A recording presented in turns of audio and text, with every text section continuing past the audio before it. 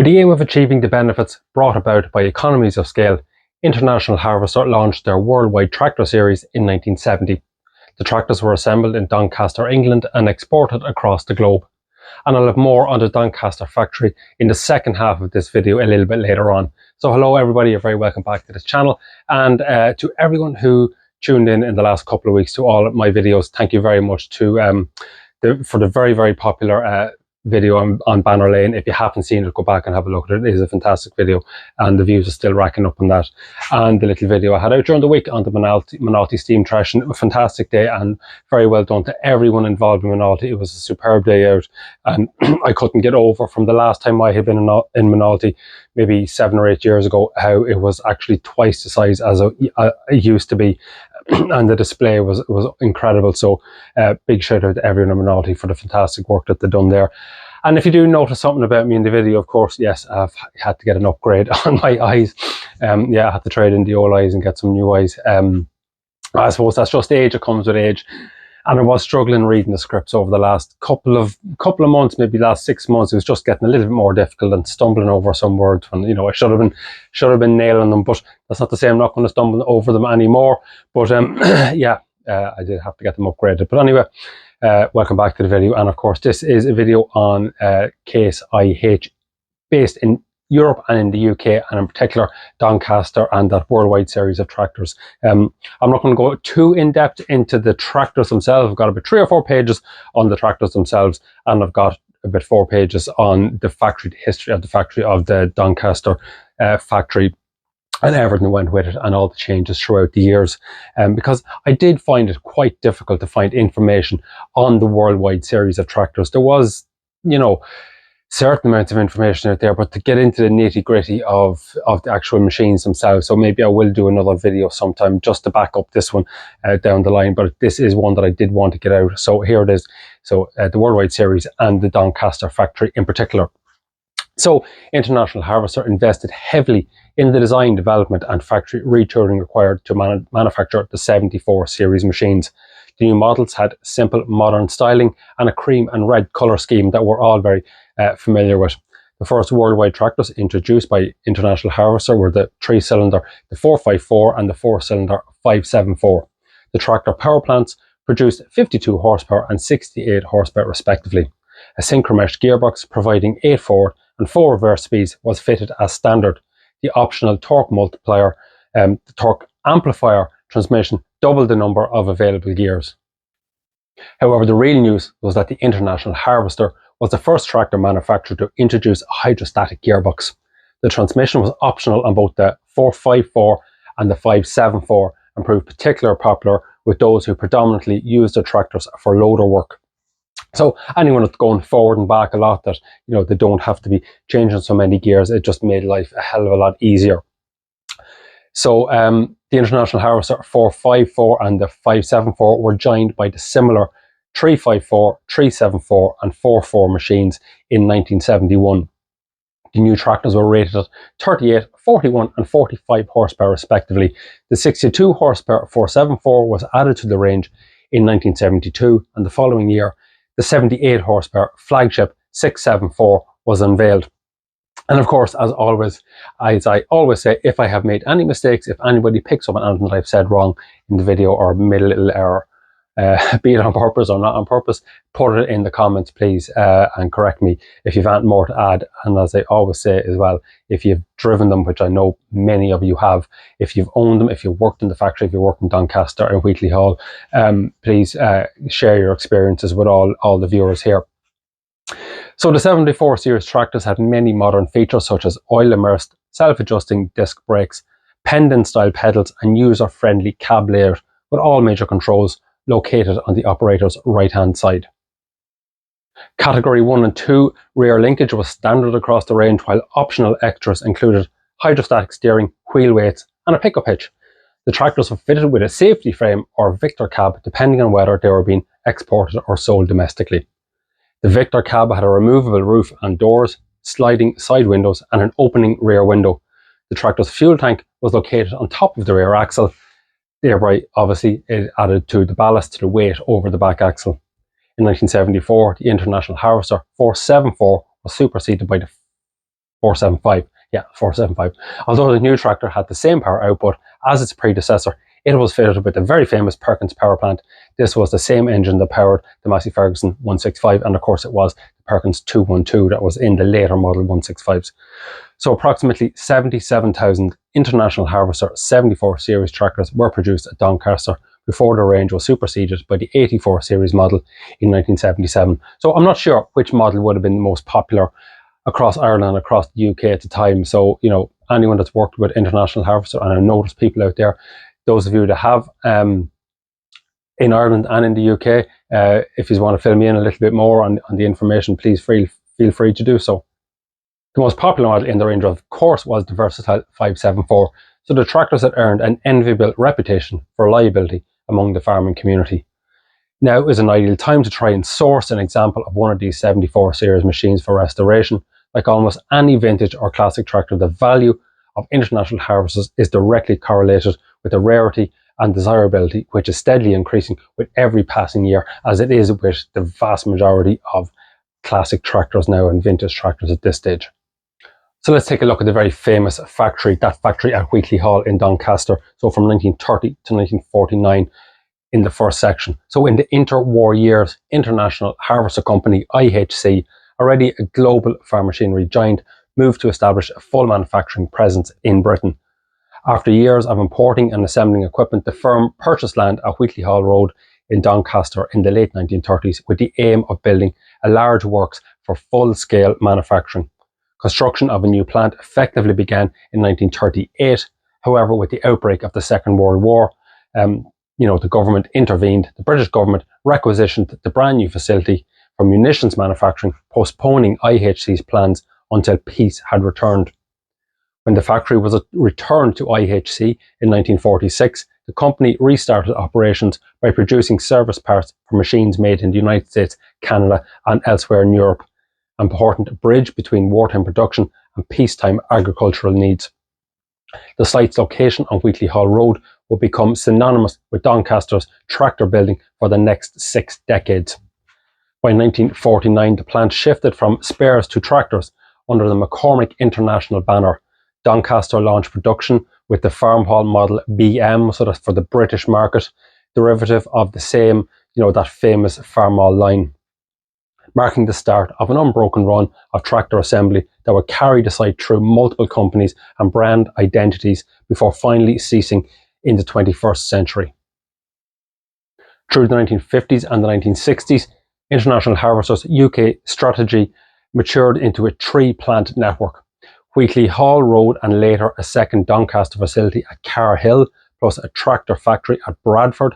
Bradford built the small and the mid-range, the Bradford tractors, of course, so that was the B250 and the B275, while Doncaster increasingly focused on broader assembly and then onto the worldwide mid-range tractors that suited British, Irish and European farms. The Car Hill side was complemented, Wheatley Hall Road in production volumes when they started to rise.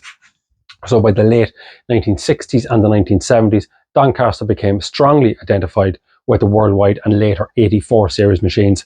So tractors such as the 454 and obviously the 574 that balance power maneuverability for mixed and obviously livestock farms and some small tillage farms. These models help consolidate IH's market, that was their farm share market across the UK, Ireland and beyond. While Bradford turned out icons like the 275, the B275 from 1958 to 1968, Doncaster's contribution was breadth and continuity, laying an assembly lines that could adapt to successive model families and increasingly strict safety and comfort standards of the era. The site's workforce and its suppliers embedded tractor building deep in Doncaster's industrial identity, with long rows of red tractors becoming a familiar sight all around the works. The early 1980s were turbulent for International Harvester globally. Financial strain forced restructuring, and in 1985, Tenneco purchased IH's agricultural division and merged it with J.I. Case, creating, of course, Case IH. And if you haven't seen my previous videos on Case, and I have a lot more on that restructuring, between Case and, all the other brands that were amalgamated into it at the time, I have plenty of other videos on that. If you want to jump on and have a look for them, feel free. So in the UK, the Doncaster plants transferred to new ownership as part of this deal, obviously, and production continued under the red and black Case IH identity. The second wave of change came towards the end of the 1990s when Fiat's New Holland merged with Case, forming Case New Holland Global. To satisfy global antitrust regulators, the merged companies had to divest of certain assets and model lines. That requirement opened the door for Argo, so that's the owners of Italy's Landini, to acquire the Doncaster operation in 2000 and revive the historic McCormick name as McCormick Tractors International. For several years, Doncaster even built tractors for Case IH under contract while McCormick ramped up its own range. The factory thus continued to make familiar red machines, some wearing the Case IH decals, others then revived the McCormick badge while ownership and supply chains shifted behind the scenes. So technically, the plant kept the pace. Doncaster produced later evolutions of the IH Case IH mid-range families such as the 85 and the 95 series, successors to the 84 series, and under the McCormick development lines, culminating in the high horsepower XTM tractor. So that model range, the XTM, the ability to evolve through production cycles while maintaining a skilled workforce and supplier base was central to Doncaster's longevity. And of course, I have another video out there on Fiat as well, and on New Holland. So if you're that way inclined into what happened, all the changes, all the amalgamations with Argo and Landini and whatnot, there's loads of videos out there on my channel if you want to hop on and have a look at them. So in December 2006, Argo announced that the Doncaster plant would close in 2007 with around 225 job losses. The news, delivered just before Christmas, hit the town hard. Tractor assembly ended in December 2007 when the last machine, a McCormick XTX series tractor, rolled off the line. Production of McCormick tractors moved to Argo's facilities in Fabrico in Italy, so that's the historic Landini base, and sections of the Doncaster line were reportedly sold for reuse abroad. The closure drew a line under roughly 6 decades of tractor building at Doncaster. What remains is a substantial legacy. Doncaster's factories, especially Wheatley Hall Road, were pillars of the local economy and identity. They trained generations of engineers and fitters, anchored supplier networks, and sent tractors across Britain, Ireland, and export markets all across the world. Period images, factory guides, and contemporary recollections show endless ranks of finished tractors awaiting shipment, among the dense web of processes once housed under these roofs.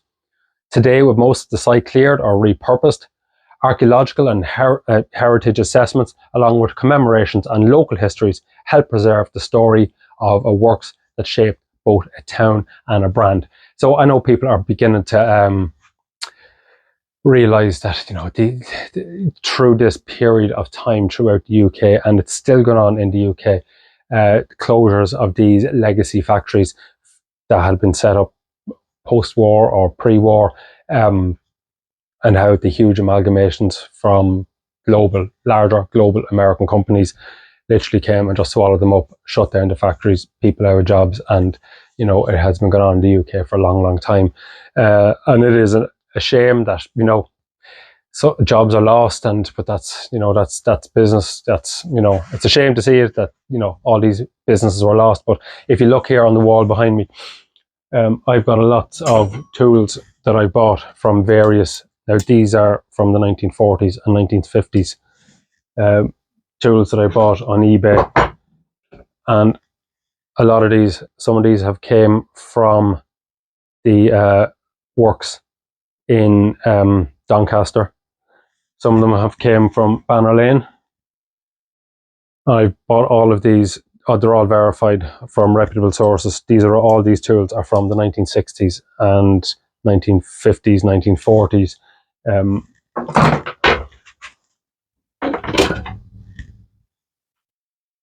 And that one there is from the 1930s, and belonged to a Mr. M. Page. His initials are still inscribed in it. His name is still marked on it. So I do collect lots of things like that because I'm fascinated with history, as most of you know at this stage now. So I like to keep those mementos, and I do think that they bring me a little bit of luck having them hanging there, and I do use them. It's not that they're not hanging there for show. I do use them, and I do collect things like that from time to time, and they are you know, they're fairly precious now and still perfectly usable. And that square there is one of my prized possessions. So that is a Moore and Wright engineer square, obviously. Now, Moore and Wright were set up in 1906, I think it was, by Thomas Moore and Albert Wright. And they made engineers' tools, engineers' equipment, dials and micrometers and, you know, squares like this for engineers, for manufacturing. And of course, 1906 would have been a very popular time to be getting into that sort of business with the manufacturing that was going on with the war and whatnot. But this one here, I don't know whether you can see the inscription on it, but obviously it says Moore and Wright. It says Moore and Wright there. You mightn't be able to see it, and it has an initials BL on it. So BL with 1942. So that was 1942 BL. Now I don't know if the BL is somebody's initials, whether it's Banner Lane, I don't know. But more than likely that square was used to make either an army tank or some sort of an engine for an aircraft for the war or for munitions or something. And that is one of my prized possessions that I bought at auction, along with my other stuff as well. But 1942 BL, so I don't know whether it belonged to Banner Lane or whether it belongs to somebody with the initials BL. Most likely someone with the initials BL, as most lads would have had their own tooling, but I don't know. Anyway, that's one of my prized possessions, and what it's worth is, I don't know. There's probably hundreds and thousands of them out there. Yeah, I like having the likes of that, and I do. You know, I love the fact that the idea of those big, huge, large factories pumping out machines, thousands of them in a week. Anyway, that's it. If anyone has anything that they'd like to add to the video, please feel free to do so. Thanks for watching. If you've got to the end, thank you very much. I will see everybody. I'll be back with another video next week. Take care.